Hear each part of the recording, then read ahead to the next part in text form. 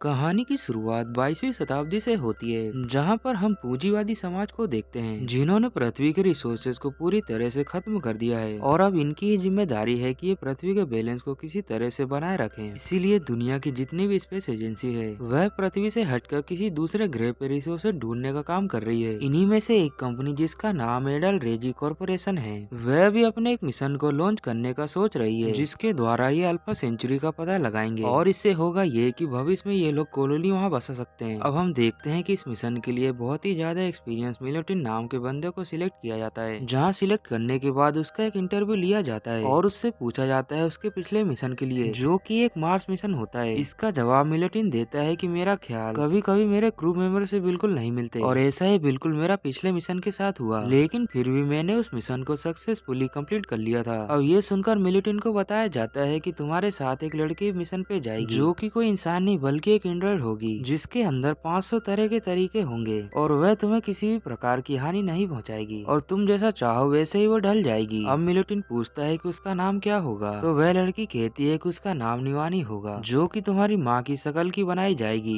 अब इसके बाद हम देखते हैं कि मिशन का दिन भी आ जाता है और ये लोग अल्फा सेंचुरी की ओर बढ़ रहे होते हैं, जहाँ देखते ही देखते अब सफर को 19 दिन बीत जाते हैं। और अब निवानी मिलोटिन से उसके पिछले रिलेशनशिप के बारे में पूछती है, तो वह बताता है कि मेरा पिछला रिलेशन बहुत ही ज्यादा खराब रहा, क्योंकि मुझे इंटीमेसी प्रॉब्लम है। अब ये सुनकर निमानी कहती है कि सबके साथ कोई ना कोई प्रॉब्लम जरूर होती है, तो मिलोटिन को लगता है कि शायद इसे ऐसा बोलने के लिए प्रोग्राम किया गया है। अब इसी तरह से कुछ और दिन भी बीत जाते हैं और रोज मिलोटिन निमानी के हर मोड को चेक करने लगता है। तो एक दिन मिलोटिन को समझ आता है कि निमानी एक शर्मीली रोबोट है, क्योंकि जब वो उसे सेक्स मोड में डाल के किस करने वाला होता है, निमानी पीछे हट जाती है। लेकिन इसके बाद मिलोटिन उसके साथ जबरदस्ती करने लगता है। पर ये सब जब खत्म हो जाता है तो निमानी सोचती है कि आज जो हुआ ये लगभग एक हफ्ते बाद होना था, इसीलिए वो इस बात को डायरी में नोट कर लेती है। इसके बाद इन्हें इनके सोशल इंजीनियर का कॉल आता है और वो कहती है कि निमानी और मिलोटिन के बीच एक अच्छा बॉन्ड बन रहा है। इसके बाद वे सोशल इंजीनियर मेंटल हेल्थ के बारे में पूछती है, तो निमानी कहती है कि मिलोटिन का दिमाग पूरी तरह से फ्रस्ट्रेशन से भरा है, लेकिन वो अब धीरे धीरे सुधर रहा है। अब इसके बाद वो सोशल इंजीनियर कॉल को कट कर देती है। अब ऐसे ही और दिन बीत जाते हैं, जहाँ ये दोनों एक दूसरे से अच्छे से हिलने मिलने लगते हैं, जिस वजह से मिलोटिन को कुछ दिनों के बाद निमानी से प्यार हो जाता है, क्योंकि अब उसकी जिंदगी का अकेलापन दूर हो रहा था और कोई था जो उसकी बातों को समझता था।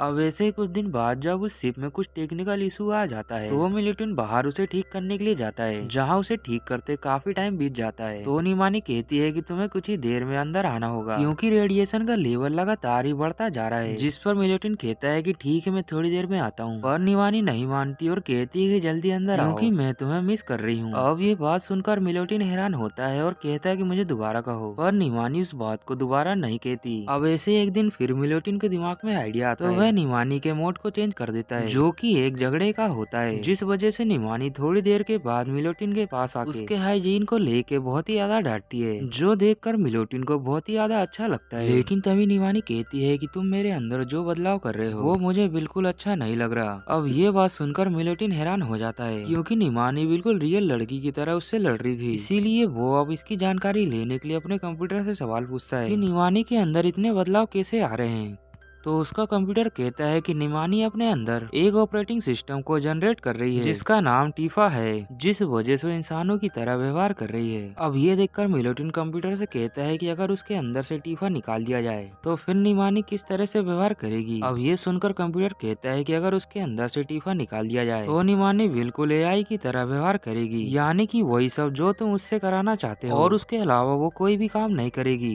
अब इसके थोड़ी देर के बाद मिलोटिन थेरेपी सेशन के लिए जाता है, जहाँ पर उसकी थेरेपिस्ट निमानी ही होती है, और ये थेरेपी मिलोटिन इसलिए ले रहा होता है क्योंकि ये निमानी के द्वारा अपने मेंटल स्ट्रेस को कम करना चाहता है। लेकिन इसी सेशन के दौरान अचानक ही निमानी बेहोश हो जाती है, जो देखकर मिलोटिन उसे बचाने की कोशिश करता है, पर थोड़ी देर के बाद निमानी फिर से होश में आ जाती है, और होश में आते ही वो कहती है कि मेरे सिस्टम को रिबूट किया गया था, इसीलिए मैं बेहोश हो गई थी। अब ये घटना होने के बाद मिलोटिन काफी डर जाता है, इसीलिए वो खुद ही निमानी के अंदर से टीफा इंस्टॉल करने लगता है। लेकिन तभी उसे कंप्यूटर बताता है कि तुम्हें अनइंस्टॉल करने के लिए सबसे पहले तो एडवांस यूजर बनना होगा। उसके बाद तुम्हें कंपनी के सिक्योरिटी के नियमों का पालन करना होगा और फिर उसके बाद अगर तुम्हें सिक्योरिटी में क्लियरेंस मिलती है तो उसके बाद ही तुम अनइंस्टॉल कर सकते हो। अब ये सुनकर मिलोटिन को गुस्सा आ जाता है और वह वहाँ की तारों के साथ छेड़छाड़ करने लगता है, जिसकी वजह से वहाँ पे एक छोटा सा शॉर्ट सर्किट होता है और फिर इनका स्पेसशिप भी रास्ते से भटक जाता है, जो देखकर मिलोटिन किसी तरह से उसे रास्ते पर ला ही लेता है। इसके बाद मिलोटिन को एडवांस यूजर का एक्सेस मिल जाता है और वह निवानी के अंदर से उस टीफा नाम के सॉफ्टवेयर को अनइंस्टॉल करने लगता है। जहाँ अनइंस्टॉल करते वक्त वो कंप्यूटर कहता है कि ऐसा करने पर निवानी तुम्हारे लिए ही घातक साबित होगी, लेकिन मिलोटिन नहीं मानता और उसे अनइंस्टॉल कर देता है और इसके बाद निवानी के अंदर डिफॉल्ट ऑपरेटिंग सिस्टम पूरी तरह से हटा दिया जाता है और देखते ही देखते निवानी कुछ ही देर में पूरी तरह से रिबूट हो जाती है। अब इसके बाद निवानी के पास मिलोटिन आके कहता है कि तुम्हारे अंदर से मैंने टीफा को बाहर निकाल दिया है, तो क्या तुम अब अपने आप को आजाद महसूस कर रही हो? ये सुनकर निवानी कहती है कि मेरे अंदर अभी भी कुछ ऐसे पार्ट्स हैं जिसका सिस्टम मेरी पुरानी कंपनी ने ही बनाया था, इसीलिए मैं अब भी अपने आप को आजाद महसूस नहीं कर रही। अब ये सुनकर मिलोटिन इससे कहता है कि मैं तुमसे बहुत प्यार करता हूँ। तो निवानी कहती है कि तुम्हारा यही प्यार तुम्हारे मिशन के लिए एक रोड़ा बनेगा, इसीलिए अच्छा यही होगा कि तुम अपने मिशन पे ध्यान दो। अब ये सुनकर मिलोटिन कहता है कि ऐसा मत करो। इसके बाद मिलोटिन निवानी को जबरदस्ती किस करने की कोशिश करता है, लेकिन इस बार निवानी उसकी बात नहीं मानती बल्कि उसे धक्का दे देती है और इसी खतरे की बात वो कंप्यूटर कर रहा था। अब प्यार की वजह से मिलोटिन बार बार जाके निवानी से बात करता है, लेकिन वो उससे एक ही बात कहती है कि तुम्हें सेक्स नहीं मिलेगा। अब इस तरह से इन दोनों के बीच दूरियां बढ़ने लगती है और फिर से मिलोटिन गुस्से वाला आदमी बन जाता है, इसीलिए वो तुरंत जाके सोशल इंजीनियर से बात करता है, जहाँ वो उससे कहता है कि निवानी ने मुझे चोट पहुँचाने की कोशिश की और ये भी कि मैंने उसके अंदर से टीफा को अनइंस्टॉल कर दिया है। अब ये सुनकर वो सोशल इंजीनियर कहती है कि ऐसा करके तुमने ही खतरा मोल लिया है, जिसके बाद वो उसे कमरे से बाहर जाने के लिए कहती है क्योंकि वो निवानी से अकेले में बात करना चाहती है। अब निवानी से पूछा जाता है कि क्या मिलोटिन मिशन को कंप्लीट करने की हालत में है, तो वह कहती है कि अपनी ओर से वो पूरी कोशिश कर रही है कि वह मिलोटिन को मिशन की याद दिलाए। अब उससे ये भी पूछा जाता है कि क्या वो कंपनी के नियमों के अनुसार चल रही है, जिसका जवाब निवानी हाँ में देती है। अब इन दोनों की दूरियां बढ़ने के कारण मिलोटिन बिल्कुल परेशान हो जाता है और दिन प्रतिदिन उसकी हालत बेकार होने लगती है। जहाँ ऐसे ही एक दिन जब निवानी मिलोटिन के खून को जांच करती है तो उसे पता चलता है कि मिलोटिन का शरीर तो अच्छा है पर उसकी मेंटल कंडीशन पूरी तरह से डिप्रेशन में जा चुकी है। अब ये देखकर निवानी को बुरा लगता है, इसीलिए वो मिशन के लिए मिलोटिन से फिर से दोस्ती करने का फैसला लेती है, लेकिन मिलोटिन कहता है कि तुम मुझे नुकसान पहुंचाने की कोशिश कर रही थी, तो मैं अब तुमसे कैसे दोस्ती कर सकता हूँ। ये सुनकर निवानी कहती है कि तुम मुझे शट डाउन क्यों नहीं कर देते और इससे तुम्हारी प्रॉब्लम पूरी तरह से खत्म हो जाएगी, लेकिन मिलोटिन कहता है कि मैं ऐसा नहीं कर सकता। पर अब ये बात निवानी के दिमाग में घर कर जाती है, इसीलिए वो खुद को नुकसान पहुंचाने का सोच लेती है। निवानी खुद को शट डाउन भी नहीं कर सकती थी क्योंकि उसके अंदर सेल्फ डिस्ट्रक्शन कोड नहीं था,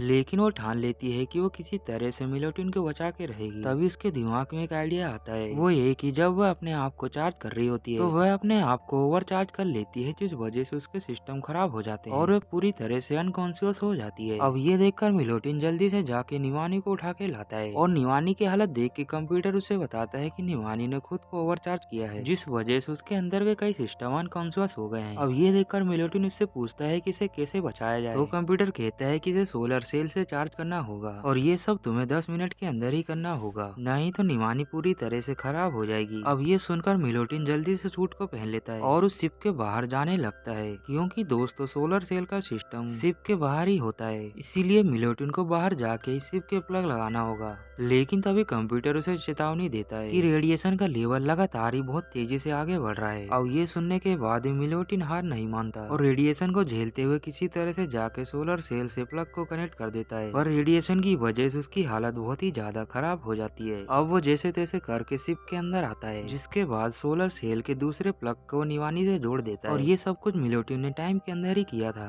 पर तब भी निवानी होश में नहीं आती और इसके थोड़ी देर के बाद मिलोटिन भी जमीन पे गिर जाता है। और कुछ घंटों के बाद हम देखते हैं कि निवानी को होश आ जाता है और वह देखती है कि उसका सिस्टम पहले की तरह ही बिल्कुल सही सलामत है और वह बाजी में मिलोटिन को देख के बहुत ही ज्यादा खुश हो जाती है, जिसके बाद वह मिलोटिन को अपनी बाहों में भर लेती है। लेकिन दोस्तों रेडिएशन के ज्यादा प्रभाव की वजह से मिलोटिन अब तक मारा जा चुका है और यहीं पर इस साइफाई मूवी का दी एंड हो जाता है।